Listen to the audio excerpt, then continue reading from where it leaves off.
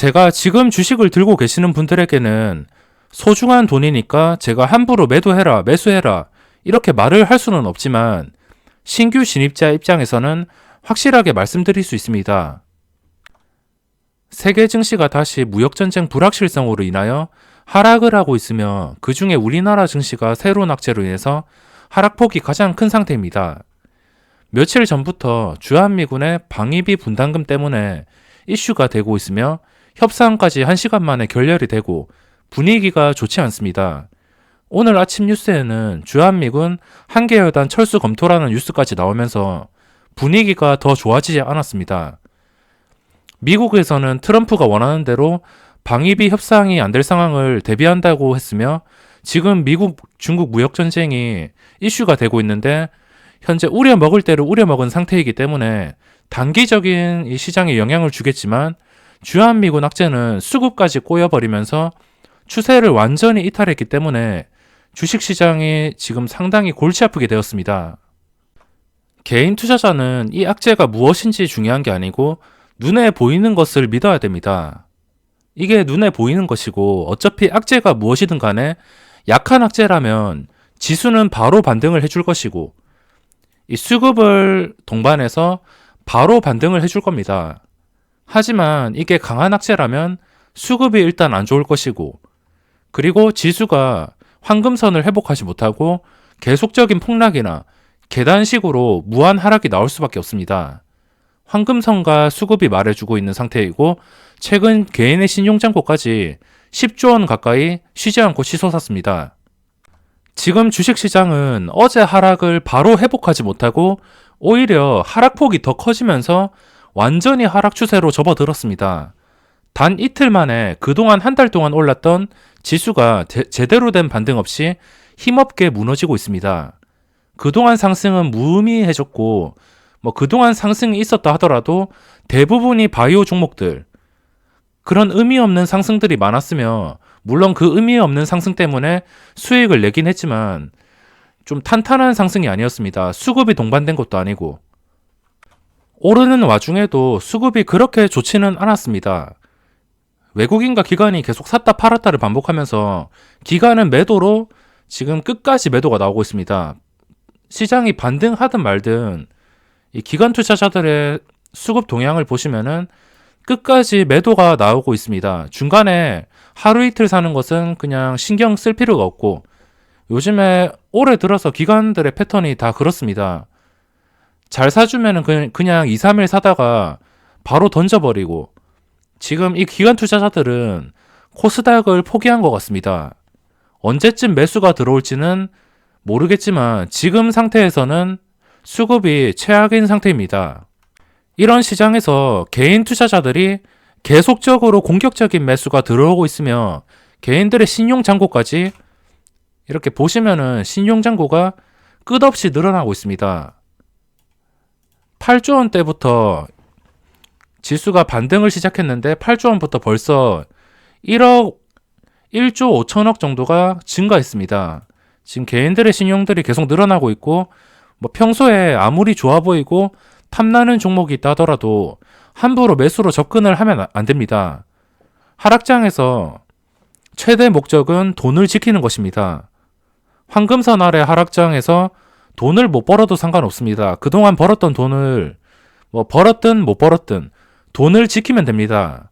이 말은 당연한 거고 단순하게 들리겠지만 지금 주식시장에서 잘못 돈 비다가 좋은 주식이 싸 보인다고 돈 비다가 후회할 수 있습니다.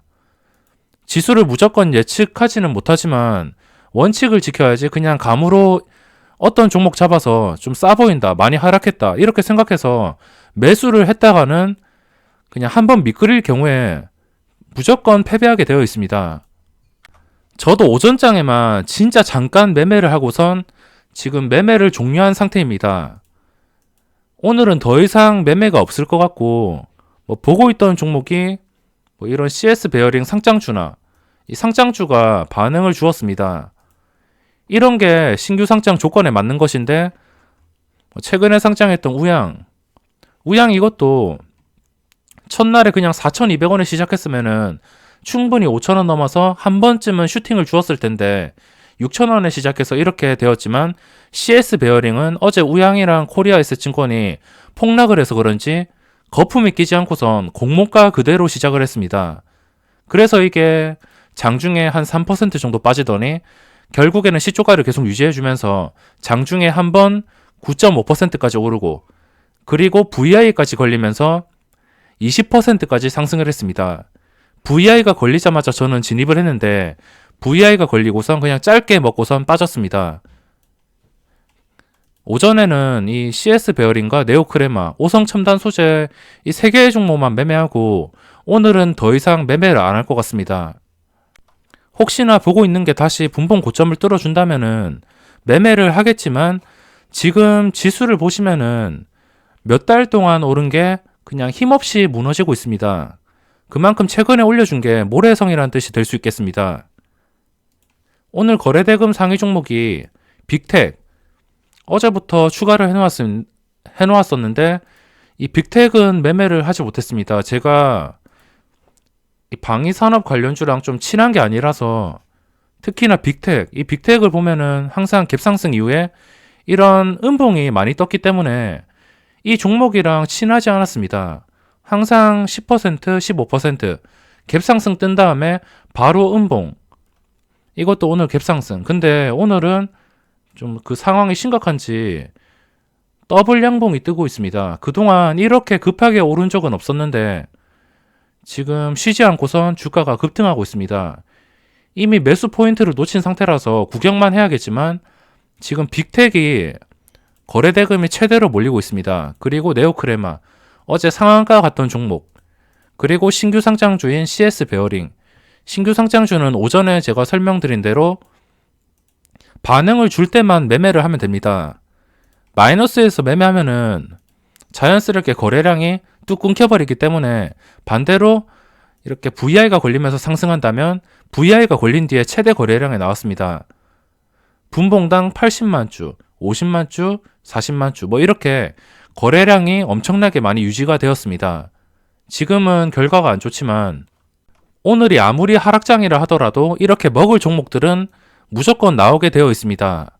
그래서 이런 오르는 종목들을 진짜 확실한 자리에서 들어가던가, 확실한 자리가 안 보이거나 매수 포인트를 놓쳤다면 그냥 구경만 하는 게 최선입니다. 지수가 보시면은 최근 들어서 이게 정말 심각합니다. 이렇게 차트를 보시면은 이때 최저점을 찍었고 8월 6일 날 최저점을 찍은 상태에서 3개월 동안 지수가 이렇게 올랐는데 지금 3개월 만에 엄청나게 큰 폭락이 나오고 있습니다. 이 폭락이 나오는 중에도 수급이 꼬이고 있으며 전혀 반등을 해주지 못하고 있습니다. 물론 오후장에는 어떻게 될지 모르겠지만 지금 지수 상태가 심상치가 않습니다. 지금 개인 투자자들이 공통적으로 생각하는 게 평소에 보고 있던 관심주들이 싸 보이니까 매수를 해야겠다고 많은 생각을 하실 겁니다. 오늘 하락률을 보면은 이런 종목들 있죠. 평소에 좀 강했던 종목들, 평소에 그래도 괜찮았던 종목들, 이런 것들을 좀 매수하겠다고, 싸게 매수하겠다고 접근을 하는 경우가 있습니다. 사람마다 생각이 다를 수 있고 제 생각이 무조건 100% 맞는 건 아니겠지만 주식을 싸게 매수한다는 것은 이 주식이 나중에 무조건 올라줘야지 수익을 낼 수 있는데 만약에 무조건 오르지 않는다면, 지수가 그냥 여기서 하루 이틀 반등하다가 다시 계단식으로 무너져 버린다면, 그러면은 좋은 종목을 싸게 사는 게 아니고 떨어지는 칼날을 잡는 게 되는 겁니다. 하락장에서 살아남는 것은 정말 중요합니다. 그리고 하락장에서는 당일 강한 종목만 매매하는 게 좋으며 애매하다 싶으면은, 좀 거래량이 부족하다 싶으면은 매매를 포기하는 게 좋습니다. 무조건 강한 종목, 이 강한 종목들은 하루에도 거의 한 개씩은 나오기 때문에 강한 종목 위주로 어떻게 매매를 하냐면 이 강한 종목들이 떨어지기를 기다립니다. 일단 시초가에 떨어졌죠. 이것도 쉽게 대응을 할 수 있는 게 시초가 6% 시작하자마자 6.55% 시작하자마자 바로 떨어졌습니다. 저가가 마이너스 1%까지. 당연히 떨어지는 칼날은 잡을 필요가 없습니다. 이게 반응을 못 해주는 종목이라면 마이너스 1%까지 떨어지더라도 계속 끝까지 계단식으로 하락할 겁니다. 근데 이게 힘이 있고선 누군가 관여를 한다면은 나중에 다시 올라서 이 시초가를 뚫어줍니다. 이런 패턴은 제가 매번 설명을 드리지만 이거는 진짜 알아두시면은 정말 많이 써먹을 수 있기 때문에 꼭 알아두시는 게 좋습니다. 떨어질 때는 잡을 필요가 없습니다. 이 상위 종목들을 보면은 시초가 상승해서 떨어지는 종목이 많습니다. 근데 떨어진다고 잡는다고 수익을 보는 게 아닙니다. 이런 종목들 있죠.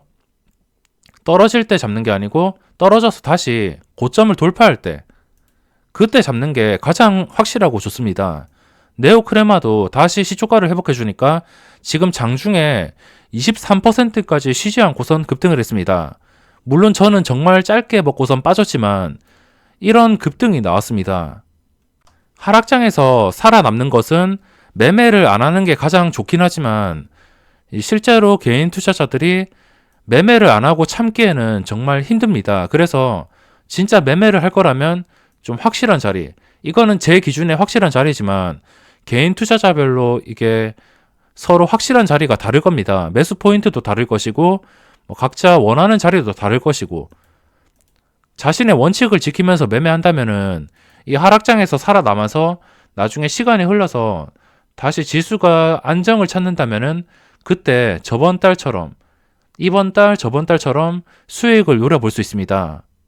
마지막으로 수급에 대해서 이야기하자면 이 수급이 정말 좋지가 않습니다. 주기적으로 말씀드리지만 이 외국인과 기관은 코스닥 지수를 올려줄 생각이 없습니다.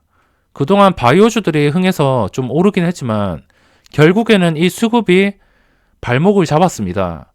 지수가 아주 예쁘다가 순식간에 이틀 만에 이렇게 무너질 만큼 수급이 발목을 잡았습니다. 악재가 나온다 하더라도 외국인과 기관이 그냥 쌍끌이 매수가 나온다면은 지수가 오를 수밖에 없습니다. 그때 8월 5일날 저점을 찍은 것처럼 이런 식으로 지수가 아무리 하락한다 하더라도 외국인과 기관이 이렇게 쌍끌이 매수로 강력하게 매수가 들어온다면은 지수는 당연히 반등을 할 수밖에 없습니다. 근데 이런 식으로 수급이 안 좋다면 지수가 떨어질 수밖에 없습니다. 단기간에 당연히 반발 매수세가 나오면서 하루 이틀 정도는 반등을 하겠지만 결국에 수급이 이렇게 악화되고 개인 투자자들이 계속 들어온다면은 어쩔 수가 없습니다. 지금 주식을 들고 계시는 분들에게는 소중한 돈이니까 제가 함부로 매도해라 매수해라 말을 할 수는 없지만 신규 진입자 입장에서는 확실하게 말씀을 드릴 수 있습니다. 최근 한 달 동안 수급이 외국인은 어차피 증시를 올려줄 마음이 없고 그냥 중간에 들어왔다가 팔았다가 반복을 하고 있고 특히나 기관 투자자들이 지금 심각한 상황입니다. 코스피는 순매수가 찍혀있지만 금융투자와 연기금 쪽에서 매수를 해주었고 주체인 이 투신과 사모펀드 쪽에서는 끝까지 매도가 나오고 있습니다. 그래서 지금 주식을 편하게 들고 갈 매수 타이밍은 황금선을 회복해 주던가, 근데 이틀 동안 너무 많이 하락해서 이거를 단기간에 회복해 주는 것은 힘들 것 같습니다. 회복을 해준다 하더라도 더 이상 빠지지 않고 좀 약간씩 상승을 하면서 계단식으로 올라가서 반등을 해줘야지 가장 좋은 그림이겠지만 그 반등을 해주는 과정에서 수급이 악화되면서 당연히 발목을 잡을 수밖에 없습니다. 그래서 신규 진입자 입장에서는 이 한 달 단위로 기관의 순매수가 찍혔을 때, 최근 한 달 단위로 기관들의 빨간불이 들어왔을 때, 아니면 매도가 거의 없을 때, 그때 접근을 하는 게 가장 좋습니다.